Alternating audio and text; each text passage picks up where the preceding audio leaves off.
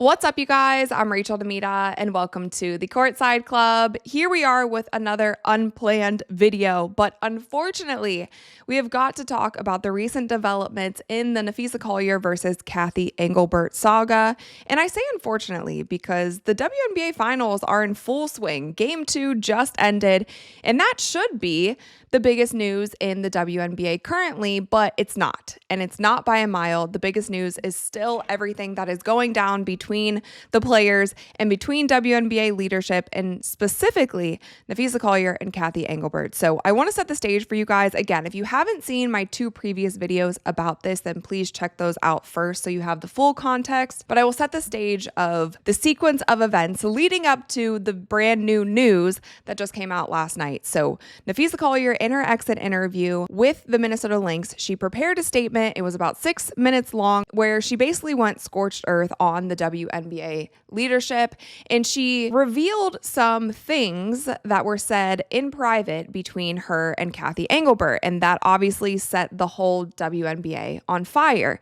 Now, before game 1 of the WNBA Finals, which was just on Friday, Cathy Englebert decides to have a press conference with the media to discuss all of these things. Now, what was interesting about that presser was the fact that she fully denied the statements that she made about Caitlin Clark. And in other points of the presser, she essentially said that she was being misrepresented in those conversations. Now, Cathy also stated in her press conference that she was planning to have a meeting with Napheesa Collier, and they have been in contact about scheduling that meeting. Just last night, it was revealed that Napheesa Collier canceled the meeting with Cathy Englebert. And I actually found out about this news because it came across as an ESPN push notification. And I screenshotted it. I put it on the YouTube community page because my initial thought was the drama. Everything looks messy, regardless of whoever side you are on, whoever you are backing in all of this.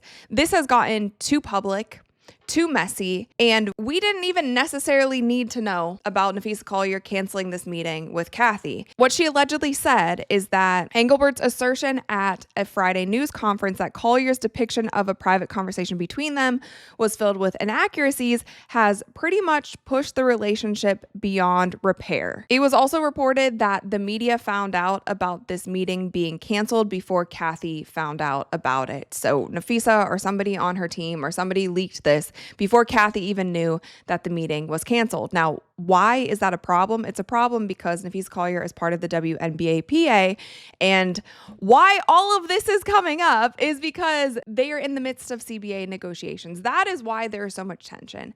It all comes down to that. Now, interestingly enough, you would think with how vocal Napheesa Collier has been that she was the president of the WNBA PA, and she's actually not. There are more players who are in front of her when it comes to like the hierarchy of the WNBA PA. So let me show you guys the WNBA PA's website. So Nneka Ogwumike is actually president of the WNBA PA, and I actually don't think I've heard Nneka say anything about this since Napheesa Collier came out with her statement at her exit interview. From all the reports that I have seen, she hasn't come out yet and said that she either agrees with Fee, doesn't agree with Fee, but Nneka is the head of all of this, okay? And then first vice president is actually Kelsey Plum. Now, we have also not heard anything from Kelsey Plum, as in from the recent comments from Fee and then after. Now, we have heard some Fever players be vocal about it. We have seen some players posting on their social media accounts, Natasha Cloud, Angel Reese, a lot of other players backing Napheesa Collier, but Kelsey Plum, Nneka Ogwumike are 2 that we haven't heard from. Elizabeth Williams is the secretary of the WNBA PA. Brianna Turner is the treasurer. Alicia Clark is the vice president, and Brianna Stewart and Napheesa Collier are also vice presidents. We've talked about this conflict of interest many times where Napheesa Collier and Brianna Stewart, they are the ones who founded Unrivaled, and a lot of people have wondered if it makes sense for them to be at the negotiations table, because if the WNBA locks out, if there's not a season, it actually benefits Unrivaled. And we've also heard, again, this was something that wasn't supposed to be leaked to the public, but it got out via Satu Sabali. We've also heard that the WNBA does not want its players playing in Unrivaled, and that has been a sticking point in these CBA negotiations. Now, Napheesa Collier is also in a tough spot, and both of them, her and Stewie, have come out and said, like, of course there's no conflict of interest. If you would actually think that we're at the negotiating table and we're only thinking about our own business, like, they've come out and said that to people who are questioning why they are at the table.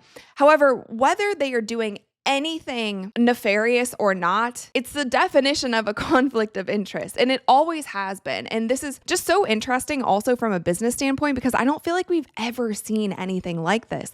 And when Napheesa and Stewie were getting into business with Unrivaled, their whole model was, the whole reason that they were doing it is they wanted somewhere for the players to play during the off season and make good money, have good living conditions, get treated well, because from the beginning of the WNBA, most of the time the players would have to go overseas during the offseason. So they wanted a place where players were able to stay in the States, stay home, play basketball, make good money. And that's all they've said from the beginning, is we want players to make good money. Now, if that is the goal for the players, then working on a CBA negotiation to get the players paid more, paid enough that you don't need Unrivaled, should also be part of their goal. But they're in such a sticky place because they were just evaluated for over, I think, $320 million, which means that they just did a whole new round of investments for this league.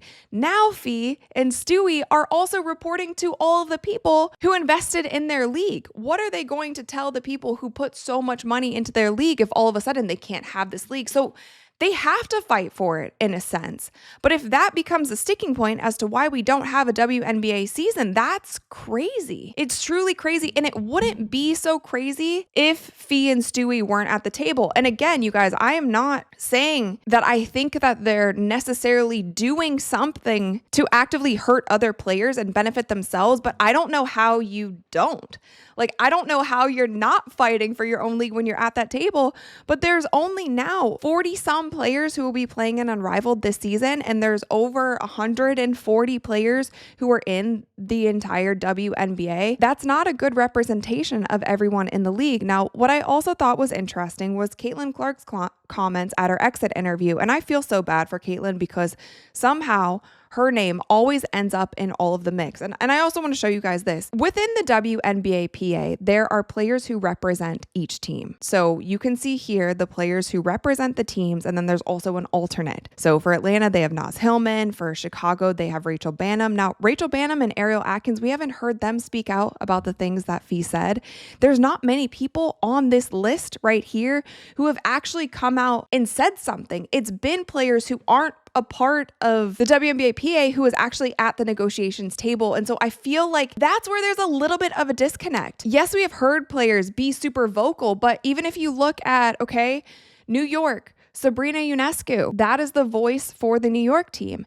If we look at the Indiana Fever, it's Aaliyah Boston, and then the alternate is Lexi Hall. Now, Lexi Hall was somebody who came out and supported Fee and said that she made a lot of good points. Aaliyah Boston was someone who kind of skirted around these questions and tried to make light of everything. And so Chelsea Gray is somebody who was there for Vegas. Asia Wilson is the alternate in Vegas. But I do want to read to you guys what Asia Wilson had to say about Napheesa Collier's statement. She said, "I had an opportunity to listen to Fee, but I just want to say I was honestly disgusted by the comments Cathy made. But at the same time, I'm very appreciative that we have people like Fee in our committee of our Players Association representing us, because that's where we're going to have to continue to make the push to stand on what we believe in. And I'm grateful to have those types of players be able to continue to speak up for us. I'm going to ride with Fee always because she knows, obviously, she's a business girly and she has her own stuff going on. But moving forward, we've got to continue to stand on business as we talk about this collective bargaining agreement negotiation." I thought that line was interesting. Obviously, she's a business girly and she has her own stuff going on. Now let's talk about Caitlin. Obviously, her name keeps getting thrown into the mix, and her name was initially thrown into the mix when Napheesa revealed the alleged statement that Cathy made about Caitlin, basically saying that Caitlin owes it to the WNBA for all her endorsement deals that are off the court.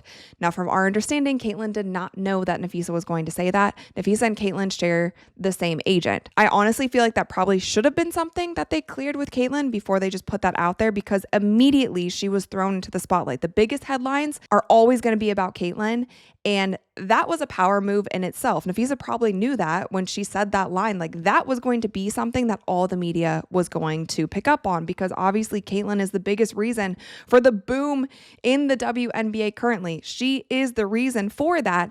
All eyes are on Caitlyn, whether she is playing or not. Now, Caitlyn initially decided not to comment, but then in her exit interview, she said that Napheesa made some really good points, but she didn't go in as much as some other players did with calling out leadership, this and that. Caitlyn also said that she hadn't heard from Cathy since those alleged comments were made. Now, on top of that, with the whole Unrivaled thing, Caitlyn's name has also been thrown around so much with Unrivaled. And I'm going to give you guys a flashback. If you remember back to last season, when there were all these rumors about will Caitlyn play in Unrivaled? And Unrivaled, they do a fantastic job in marketing. They did this thing last year where every time they were announcing a new player, they would do almost like these little riddles. They would give Easter eggs and fans would try to guess who the player was.